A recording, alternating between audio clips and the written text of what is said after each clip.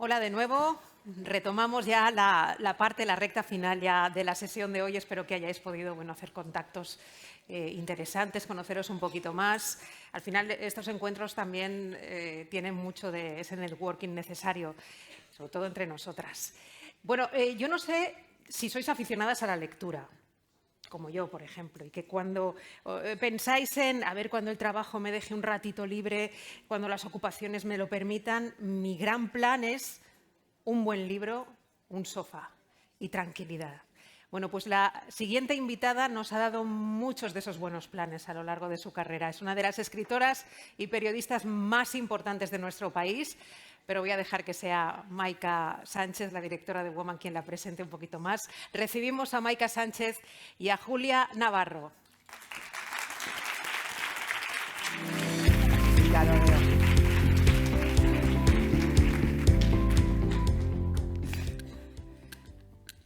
Julia, qué gusto tenerte aquí. La verdad es que es un verdadero placer contar contigo.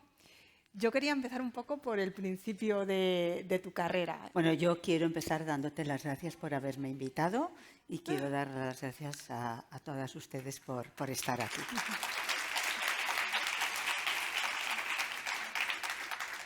Muchas gracias. No, el honor, desde luego, es nuestro porque, como decíamos al principio del evento, para nosotros es muy importante reunir aquí a personas y a mujeres inspiradoras. Tenemos una audiencia aquí en el Teatro Beatriz y muchas personas que nos siguen también conectadas. Luego esta charla y todas las charlas que hemos celebrado las sigue viendo la gente durante muchos años. Así que, de verdad, el honor es nuestro porque creemos que tienes mucho que aportar. No me asustes que me dan ganas de salir corriendo. Para nada. Además dice, durante muchos años. Imagínate, hoy digo una cosa de la que me arrepiento y dentro de no sé cuántos años apuntando, usted dijo. Para nada, Julia. Pues quería yo empezar un poco por el principio de tu carrera, que empezaste como periodista durante la transición, y ese fue un momento en el que evidentemente pues la sociedad experimentó una revolución bastante importante respecto a libertades. Fue un salto abismal. ¿Cómo recuerdas aquellos momentos de tu carrera? Y también fue muy importante para las mujeres.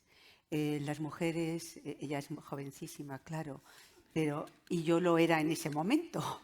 Y la información política estaba en manos de los hombres, de manera que cuando empezamos a dar o se empiezan a dar los primeros pasos hacia la democracia, las mujeres jóvenes que empezamos a tener una actividad en los medios de comunicación, no se contaba en principio con nosotras para que hiciéramos información política y por tanto fue un momento germinal en la historia de España, pero también fue un momento importante para las mujeres porque salimos de las redacciones, rompimos el círculo de hasta ese momento las mujeres estaban en las secciones de sociedad, de espectáculos, de cultura, porque la cultura se consideraba algo menor. Entonces era como una página marginal en los periódicos o en las revistas y estábamos confinados en esas secciones y la llegada a la democracia fue una oportunidad para romper ese techo y salir y hubo un grupo de mujeres muy jóvenes que llegamos al Parlamento, yo con una cara de susto absoluta, porque recuerdo que era bastante imponente entrar en el Parlamento con las primeras elecciones democráticas. ¿Y era tu vocación inicial dedicarte a la política o ibas orientada hacia otra rama? No, yo todo lo que he hecho en la vida ha sido por casualidad. Es verdad, es verdad. Lo que pasa es que tengo la suerte que me ha salido bien, pero yo quería ser bailarina de ballet y claro, es que esto es horrible porque contar estas cosas significa que soy muy mayor. Claro, y es una faena que me hagas estas preguntas, pero en fin, cuando yo era jovencita no había, decir, hoy en día nuestros hijos pueden ser cualquier cosa porque tienen a su alcance los medios y las posibilidades de elegir realmente qué vocación tienen y qué quieren ser. Pero, por ejemplo, cuando yo hice ballet desde mi infancia hasta que terminé el bachillerato, pero luego quería ser bailarina en serio. No quería ir a clases de ballet, sino quería formarme como bailarina y para eso habría tenido que marcharme fuera. Hoy nuestros hijos cogen las maletas, se van a hacer intercambios al otro extremo del mundo y lo hacen con naturalidad. Entonces, a mí en mi casa me miraron con ojos como diciendo, ¿pero qué dices? Y yo sí, yo es que quiero ser como Margot Fonteyn, me quiero ir a Londres, quiero bailar en el Covent Garden. Y me dijeron, bueno, siéntate, respira y ahora piensa en otra cosa. Y bueno, en esos días coincidía en que en el cole la tutora del curso nos llamaba a todos los alumnos y nos decía, bueno, ¿a qué te quieres dedicar? ¿Qué vas a hacer cuando salgas de aquí? Y yo dije, bueno, pues en casa lo de bailarina no lo ven, entonces he pensado ser física. Entonces mi profesora, que además era profesora de literatura, me miró con cara de pasmo y me dijo, pero vamos a ver si durante todo el bachillerato has ido aprobando por los pelos todas las asignaturas de ciencias que, dicho sea de paso, no me gustaban nada. Y entonces dije, ya, pero es que quiero ser física porque para mí es como todo un desafío, ¿no? Entender qué pasa, las leyes de la naturaleza, el por qué estamos aquí. Y entonces me dijo, mira, haz lo que quieras, pero a ti lo que se te da bien es escribir. Y entonces me puso cara de pasmo definitivamente, porque dije, pero vamos a ver, si conseguir un notable contigo era prácticamente imposible y ahora me dices que lo que se me da bien es escribir, o sea, me lo dices cuando ya me marcho. Y me dijo, es que lo que se te da bien es escribir. Entonces, es verdad, he sido muy exigente porque siempre pensaba que tú podías hacer más de lo que hacías. A mí es que no me gustaba ir al colegio. Y no, es que no me gustaba, pero nada. Y entonces, bueno, eso me hizo reflexionar y pensar que bueno, que a lo mejor estaba bien eso de intentar escribir. ¿Y vas a periodismo Y directamente? voy a periodismo, empiezo a trabajar al mismo tiempo, que intento combinar los estudios con el periodismo y me doy cuenta de una cosa, que si aquí hubiese estudiantes de periodismo hay, no. Bueno, pues si no, no lo diría. Pero me doy cuenta de que todo lo que sé de periodismo realmente lo aprendí en las redacciones.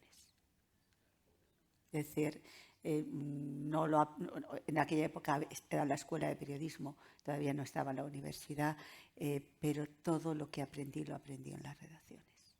¿Y por qué Es decir, terminas esa fue mi verdadera escuela. el propio trabajo? ¿Y por qué terminas trabajando en la rama de la política y no en sociedad Pues o cultura? porque era un desafío, ¿no? Porque justo empieza el camino de la transición y era totalmente un desafío, era dar codazos y abrirse paso en un ámbito en el que las mujeres estaba absolutamente vedado. Había dos mujeres importantes en esa época que habían hecho periodismo político, que eran Josefina Carabias, que eran como vamos, inalcanzables, y Pilar Narrión. Eran señoras ya muy mayores que habían vivido toda su vida fuera como corresponsales, pero realmente periodistas políticas en España no había y en ese momento hubo la explosión. Y llegamos todas ahí en tropel bueno, tampoco éramos muchas, pero llegamos a las Cortes. Y con unas enormes dificultades para que los políticos, claro, estábamos todos aprendiendo qué era eso de la democracia. Pero todavía existía, los hombres tenían unas reservas enormes respecto a las mujeres que iban a hacer información política y sobre todo porque éramos todas jovencísimas. Y ustedes no se imaginan, tú pedías una entrevista a un ministro y es que, no sé, parecía que le estabas proponiendo fugarte con él porque te miraban absolutamente asustados y no había manera. Y por eso un grupo de mujeres organizamos lo que fueron los desayunos del Rich, en el que estábamos Pilar Cernura, Charo Zarzalejo, Pilar Urbano, Consuelo Alves de Toledo y yo. Les invitábamos a desayunar, nos costaba un pastón y les dábamos desayunar fantástico, claro, o sea, Entonces llegaban, entonces se relajaban fue una época que conseguimos grandes exclusivas, pero tuvimos que unirnos para conseguir que determinadas personas, determinados hombres, porque eran fundamentalmente ellos, quisieran estar con nosotros. Entonces por allí pasaron desde cardenales a obispos, ministros, vicepresidentes, presidentes, empresarios, pasó todo. Pero a mí ahora me da muchísima alegría cuando enciendo la tele y veo la cantidad de mujeres periodistas que hay presentando informativos o que estáis dirigiendo medios de comunicación. En aquella época costaba, habría que abrirse camino a codazos. ¿Y cómo ves ahora el actual momento del periodismo? Porque es verdad que hemos evolucionado en muchas historias, pues evidentemente la presencia femenina, por suerte, pues existe. Se ha normalizado. Se ha normalizado, pero en general, ¿cómo ves el panorama? Bueno, que ha cambiado tanto en los últimos pocos años, ni siquiera... Yo creo que han cambiado todos los paradigmas, no solamente en el periodismo, sino en todos los ámbitos de la sociedad a través de las nuevas tecnologías. Entonces, el periodismo lógicamente ha cambiado. Yo no soy nada nostálgica, yo no creo que cualquier tiempo pasado fue mejor. Siempre tengo la curiosidad de saber, yo si pudiera viajar, viajaría al futuro, o sea, no me iría al siglo III a ver qué pasaba, que más o menos ya lo sabemos. No, yo me iría al 3000 para ver qué es lo que va a pasar. Por tanto, entiendo que estamos viviendo un momento de cambio, un momento en que las nuevas tecnologías, como decía antes, han cambiado todos los paradigmas y un momento en el que las redacciones han perdido muchísima fuerza frente al poder político y el poder económico. Eso sí, eso visto desde la distancia, porque yo hace muchos años que salí del periodismo, sí veo que la influencia de los políticos, del poder económico, del poder político en los medios, lo intentan meter continuamente en las manos. Y luego también hablabas de la revolución digital, evidentemente algo que ha cambiado totalmente las reglas del juego son las redes sociales, el acceso a Yo no mucha creo gente. en el periodismo ciudadano. Es decir, no creo porque no sé quién es ese ciudadano que está diciendo que está en tal sitio y que está pasando tal cosa. Es decir, como no lo sé, yo no me fío de lo que me cuentan en las redes. O sea, yo creo que detrás de una noticia siempre tiene que haber un periodista. No importa de qué medio. O sea, todos los medios de comunicación tienen una línea editorial y, por tanto, pueden tener una ideología política. Pero los hechos son los hechos. Es decir, luego el lector o el televidente o el oyente pensará lo que quiera, pero el hecho es que alguien te está contando que es un periodista lo que está sucediendo en tal o cual lugar del mundo. Pues yo no sé, el periodismo ciudadano, desconfío profundamente. Es que para mí eso no es periodismo. ¿Y echas de menos de algún modo ejercer la profesión ahora que hay... Cuando dejé el periodismo hace ya 12, 13, casi 14 años casi, lo pasé muy mal. Es decir, sufrí muchísimo. Porque pensaba, ¿pero yo qué hago aquí? O sea, ponía la televisión, estaba viendo los informativos y pensaba, pues es que yo tendría que estar en donde están sucediendo las cosas. Y me costó muchísimo desengancharme, porque el periodismo fue una gran pasión. Yo siempre he dicho que si mis jefes hubiesen sabido lo bien que me lo estaba pasando trabajando, no me habrían pagado. Porque realmente yo decía, qué suerte tengo, o sea, me lo paso bárbaro, no querría hacer otra cosa y además me pagan por hacer lo que hago. O sea, me parecía ya el colmo de la buena suerte.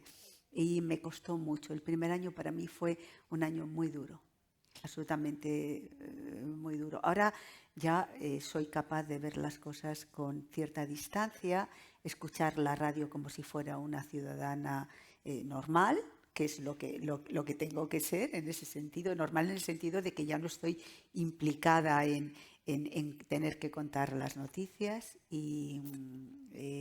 Pero bueno, el periodismo imprime carácter y gracias al periodismo yo tengo las herramientas que me permiten escribir mis libros.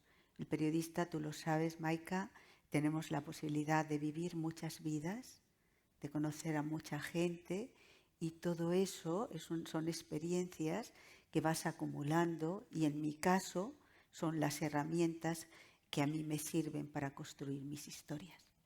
Y la primera de ellas nos remontamos al 2004, cuando publicas La Hermandad de la Sábana Santa. Tú estás, como estabas ahora comentando, enamorada del periodismo. He leído en algún sitio que lo hiciste durante tus vacaciones. Empezaste allí a documentarte y a escribir ese novelón, esa gran novela. ¿Qué te llevó a hacerlo realmente, a publicarlo, a dar el salto? Bueno, lo primero, yo no tenía ninguna cuenta pendiente con la literatura, que es algo que muchos periodistas creen que tienen, una cuenta pendiente con escribir un libro. Yo ya había escrito libros sobre política y libros de ensayo, por tanto no tenía la sensación de tengo que escribir un libro para completar el círculo. Lo que me llevó a escribir esa novela fue algo poco glamuroso. Claro, yo ahora tendría que decir que la inspiración, las musas de repente me asaltaron. Pues no. Fue realmente un momento de desesperación. Yo estaba en la playa, verano, con mi hijo pequeño. Las que tengan hijos saben lo pesados que pueden ser cuando están. Es decir, oye, que nos tenemos que ir a comer. ¿Un poquito más, mami? Sí, hijo, un poquito más. Y yo siempre me bajaba a la playa con todos los periódicos, ahí escondida debajo de una sombrilla leyendo periódicos, y yo ya me los había leído. Entonces, a mi hijo, Alex, por favor, vámonos ya, un poquito más, mami. Y el poquito más, mami, estaba tan desesperada que me terminé leyendo los obituarios. ¿Se puede usted imaginar mi grado de desesperación? Y en un obituario encontré que acababa de morir un científico, un microanalista forense, Walter Macron, un hombre que había puesto bajo su microscopio la sábana santa de Turín. Entonces venía una pequeña historia de él y de la sábana. Y en ese momento me hizo un clic y empecé a pensar en esa novela. Como era verano, tenía tiempo, empecé a escribirla. Luego, cuando regresé a Madrid, seguí escribiéndola. Y nunca... La verdad es que la escribí más como un divertimento, sin ninguna pretensión. Al final se la di a mi editora, la publicaron. Primera sorpresa que la publicaron, porque claro, me podían haber dicho, oye, pues dedícate a lo tuyo, que lo tuyo es otra cosa y no es esto, y no habría pasado nada, porque yo nunca había pensado en escribir una novela.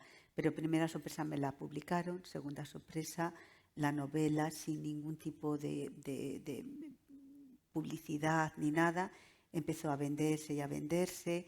La llevaron a la feria de venta de derechos de Frankfurt, que es la feria más importante que hay en el mundo de compra y venta de derechos. De un tirón la compraron 30 países y a todo aquello me desbordó un poco. Pero ya me avisaron. Esto te ha salido bien, pero veremos qué pasa con la segunda. O sea, estaba todo el mundo con la escopeta cargada diciendo eso. La ha salido bien por casualidad, pero en la segunda la esperamos. Y pasé también la prueba del algodón de la segunda y de la tercera. Y afortunadamente,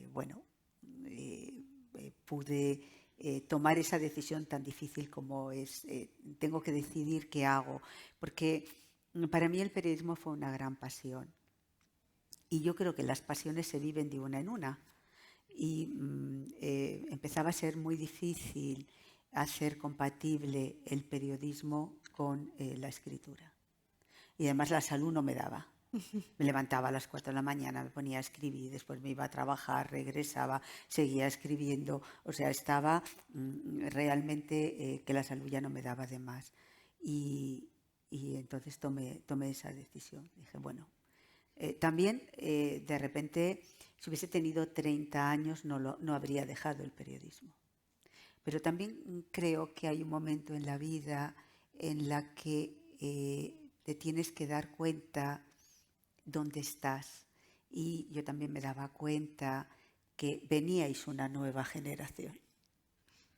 Afortunadamente muchísimas mujeres periodistas, pero con otros códigos, con otras formas de entender el periodismo, de estar, pero era vuestro tiempo, el vuestro, y por tanto yo todavía podía estar una época a caballo, pero decidí salir por la puerta grande. Es decir, me voy a ir yo antes de que una de estas me eche.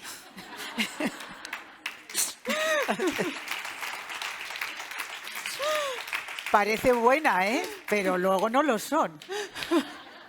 Son tremendas, o sea, pero tremendas, pero hacen muy bien. Y llegamos, después de esta trayectoria exitosa con todas las novelas que has escrito, llegamos a tu último libro, a una historia compartida en la que... que no es una novela, no es una un novela, ensayo. Es un ensayo en el que yo me lo he bebido, he de decir, en el que realizas perfiles breves, que siempre te quedas con ganas de más, de varias mujeres que a lo largo de la 200, historia... hay más de 200 mujeres. Más de 200 mujeres, desde Cleopatra, Agatha Christie, yo me las he ido leyendo salpicadas unas de otras porque engancha mucho. ¿Por qué este cambio de tercio? Leí que lo hiciste empezaste durante la pandemia. el confinamiento. Cuando estaba en plena pandemia, yo no sé ustedes, a mí me afectó muchísimo el encierro. Es decir, terminé de escribir una novela que es mi novela anterior, De ninguna parte, y me puse a escribir la siguiente. Y me daba cuenta que no podía, es decir, que necesito la vida para poder contarla. Necesito salir a la calle. Y también tengo que confesar que yo salía todos los días con mi perro. O sea, pero no me compré un perro, el perro ya existía. Pero sí, vamos, nunca he estado más contenta de tener a Argos que en esos momentos, porque era mi excusa para salir. Pero claro, todo parecía que estaba viviendo en una distopía, ¿no? La ciudad totalmente vacía, el silencio, todo aquello me pesaba.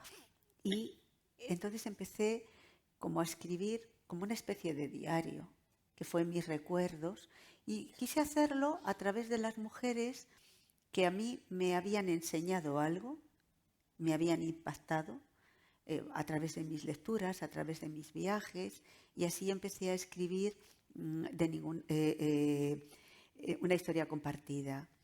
Pero cuando empecé a escribirla, me di cuenta que no podía escribirla sin la presencia de ellos. Y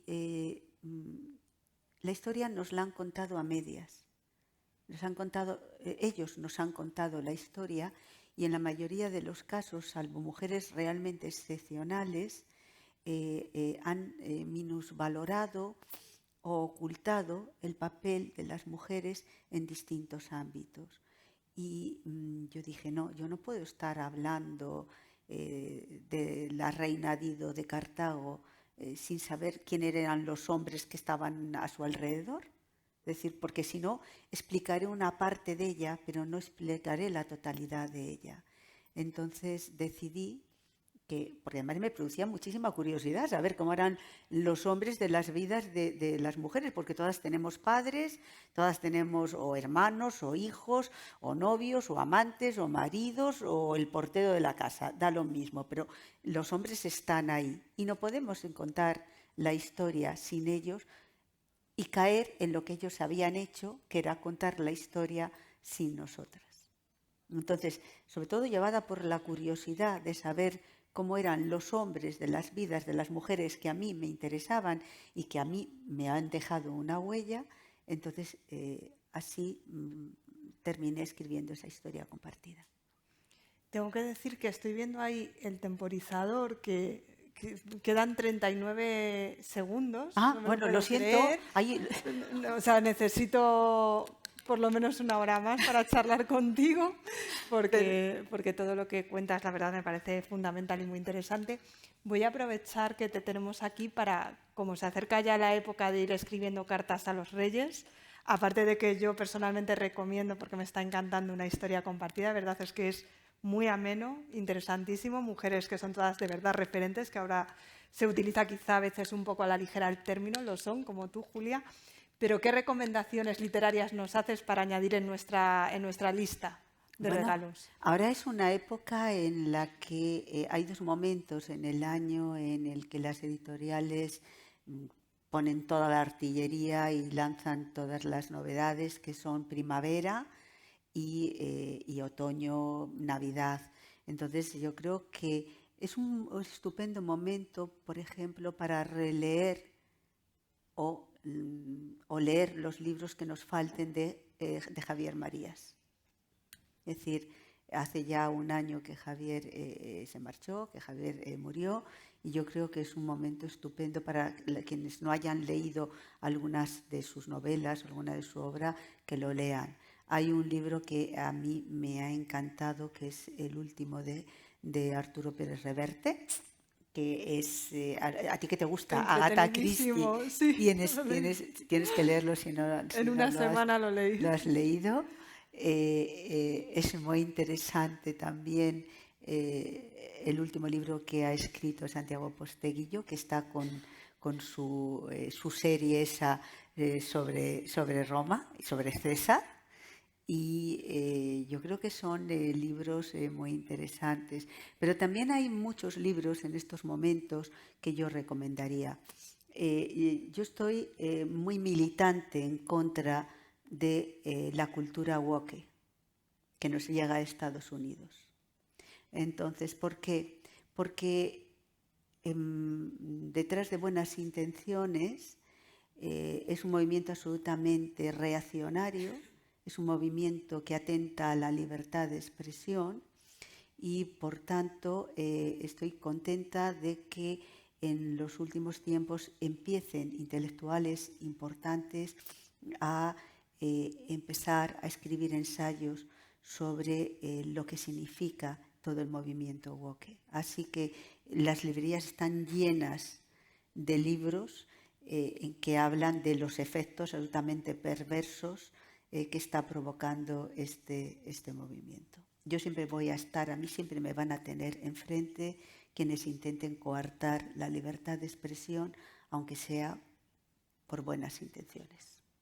Además, porque yo exijo, yo quiero leer lo que quiera leer, quiero ver los cuadros que quiera ver, yo soy una persona adulta y quiero que me traten como un adulto, no quiero vivir en la censura y que alguien decida por mí lo que me conviene leer o lo que me conviene ver o lo que me conviene escuchar. Hay un movimiento, es un movimiento realmente peligroso porque está atentando la libertad, y si la libertad de expresión se tambalea, la democracia se tambalea.